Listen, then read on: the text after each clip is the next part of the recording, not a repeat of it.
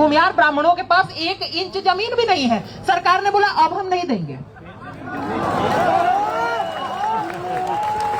लाठी खाने वालों में सबसे आगे प्रशांत किशोर के साथ हम भी खड़े थे। सवाल ये है कि गरीबी का उन्मूलन करना है, सही बात है। ऐतिहासिक रूप से पिछड़ों लोगों को राष्ट्रपति जितना आगे बैठा देना है, ये भी सही बात है। लेकिन जाति के आधार पर देख करके बैठाइएगा, आर्थिक आधार पर देख करके नहीं बैठाइएगा, ये कैसी बात होती है। हर्ष दुबे गरीब होकर के भी ब्राह्मण के रूप में अगड़े मान लिए जाएंगे। आदित्य राज सिंह गरीब होकर के भी दिल्ली आने का पैसा भले नहीं होगा, लोन लेकर के आएंगे, लेकिन फिर भी अमीर मान लिए जाएंगे। ऑटो में बैठ के आएंगे, संपन्न सवर्ण मान लिए जाएंगे, लेकिन राष्ट्रपति द्रौपदी मुर्मू के बच्चों को आईएएस के एग्जाम में आरक्षण दे दिया जाएगा। ये व्यवस्था चल रही है, या मजाक चल रहा है? भाई मेरा एक अंतिम सवाल है, मान लेते हैं 5000 साल तक शोषण हो ही रहा था, मैं मान लेता हूं। आपने कहा आदित्य राज सिंह के परिवार के लोग मेरा शोषण कर रहे थे। आदित्य राज सिंह हाथ जोड़ के समाज के बीच में खड़े हैं। आप बताइए मेरे पूर्वज का नाम क्या था जो शोषण कर रहे थे? हम माफी मांगेंगे आपके सामने। केवल हवाबाजी पे हवाबाजी चलता चला जा रहा है। वो प्रधानमंत्री मोदी जो सामान्य वर्ग में जन्म लेते हैं, 1992 में जिसकी जाति को ओबीसी में डाल दिया जाता है, संसद में खड़े होकर के कहते हैं मैं तो अति पिछड़े समाज से आता हूं। अगर आप प्रधानमंत्री बनने के बाद भी अति पिछड़े समाज से आते हैं और ऑस्ट्रेलिया का प्रधानमंत्री खड़े होकर के कह देता है prime minister is the boss, उसके बाद भी हम सम्मान के साथ पूछना चाहते हैं, इतना सम्मानित होने के बाद आपको अति पिछड़ा खुद को बोलने का अधिकार दे कौन रहा है? आप एक व्यक्ति नहीं थे, आप हमारे प्रधानमंत्री थे। जब हमने आपको पिछड़ा नहीं माना तो आपने अपने आप को पिछड़ा कैसे मान लिया? इन सवालों पे कोई बात ही नहीं कर रहा है। हर दुबे ने कह दिया, आदित्य राज सिंह ने कह दिया कि भाई आर्थिक आधार पे आरक्षण दे दीजिए। कह रहे हमारा हक छीनना चाह रहे हो। मेरे भाई तुम 90% हो इस देश में, तो तुम ही दावा करते हो। तो अगर आदित्य राज सिंह और हर दुबे कह रहे हैं कि 50% आरक्षण तुम आर्थिक आधार पे दे ही दो, तो रेशियो के हिसाब से भी 80% तुम्ही को मिलेगा। तो हमको मिल रहा है कि तुम्ही को ज्यादा मिलने वाला है। अभी तो आईएएस नाडावी के परिवार वाले पूरा लेके चले जा रहे हैं, वो तुमको सही लगता है?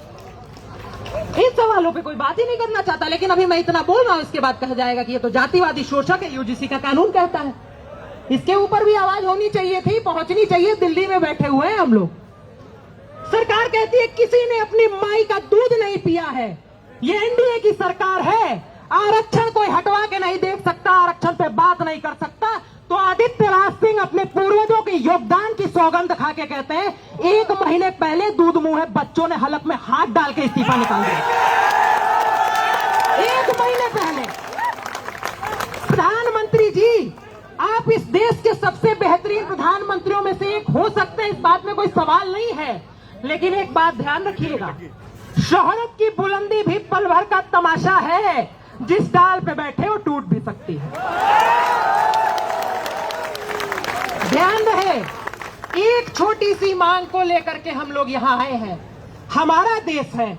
आप कह रहे हैं 5000 साल तक तुम ही राजा हुआ करते थे। आपने कहा देश महत्वपूर्ण है, हमने कहा 550 रियासतें ले लो, लेकिन देश नहीं टूटना चाहिए। हमने कहा मेरे भाई, एक सीट जो तुमको आरक्षण में लोकसभा में मिल जाती है, वो छोड़ के किसी गरीब दलित को दे दो। तुम कहते हो नहीं, वो हम नहीं दे पाएंगे। ये कौन सा लोकतंत्र है? ये कौन सा मजाक आप लोगों ने इस देश की व्यवस्था का बना रखा है? ये अधिकार आपको हम भी नहीं दे सकते, क्योंकि हमारे पूर्वज इस देश के शासक हुआ करते थे। हमारे अंदर भी शासकों वाला खून है। आपका शोषण नहीं होना चाहिए। और अगर शोषण करना होता तो आचार्य चाणक्य ने खुले तौर पे कह दिया था पाटलिपुत्र में कि जो हाथ शस्त्र चलाना सिखा सकते हैं वो सर काट भी सकते हैं। उसके बाद भी, इस पे ताली नहीं बजाना था, उसके बाद भी एक धनानंद को उतार के पिछड़े समाज के चंद्रगुप्त मौर्य को बैठाया था। अखंड भारत का पहला राजा आचार्य चाणक्य भी हो सकते थे। ये समझने की जरूरत है। हमने इस देश के लिए त्याग किया है। और जब कहा जाता है कि आप अपने नाम से आदित्य त्यागी हटा दीजिए, नहीं हटा सकते हैं मेरे भाई। उसी वजह से जीते हैं। मौलिक कर्तव्य कहता है अपने देश की संस्कृति विरासत पर गर्व करना आपका कर्तव्य है। ध्यान रखिएगा, किसी को घमंड नहीं होना चाहिए।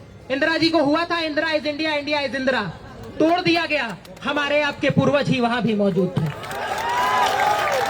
दलितों ने कहा हमारा शोषण हुआ है, आरक्षण दे दो। पंडित नेहरू पंडित हुआ करते थे, बोले ले जाओ, तुम्हारा शोषण नहीं होना चाहिए। तुमने कहा पिछड़ों का भी हुआ, उन्हें क्यों नहीं मिलेगा? बीपी सिंह ने कहा क्यों नहीं मिलेगा, जाओ लेके चले जाओ, तुमको मिलना चाहिए। आज स्थिति क्या बना दी गई, हमको और आपको गाली दिया जाता है, कानून बना के शोषक बता दिया जाता है। ये नहीं होना चाहिए। सरकार की गलतफहमियां दूर होनी चाहिए। श्रद्धेय अटल बिहारी वाजपेयी जी ने एक बात कही थी, एक कह के अपनी बात समाप्त करता हूं, क्योंकि आदित्य राज सिंह महत्वपूर्ण हो सकते हैं, लेकिन उससे ज्यादा महत्वपूर्ण ये सब। श्रद्धेय अटल बिहारी वाजपेयी ने कभी कहा था कि कभी थे अकेले हुए आज इतने, नहीं तब डरे तो भला अब डरेंगे। कभी थे अकेले हुए आज इतने, नहीं तब डरे तो भला अब डरेंगे। विरोधों के सागर में जाएंगे, मौत अपनी मरेंगे।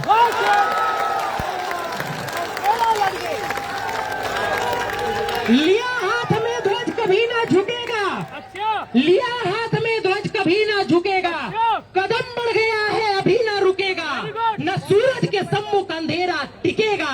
ध्यान रखिएगा, अंतिम लाइन कह देते हैं, ना ही बैनर हटेगा। भारत माता की, भारत माता की, भारत माता की। हम समाज के लोगों की एकता की, हमारी जीत की, हमारी जीत की। याद रखिएगा, भगवान कृष्ण ने कहा था सब होगा, कैसे होगा इस पे विश्वास रख लीजिएगा, तो वैसे होगा। बहुत बहुत धन्यवाद।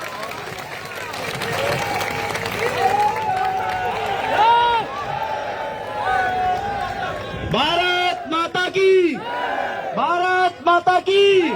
वंदे वंदे वंदे। तो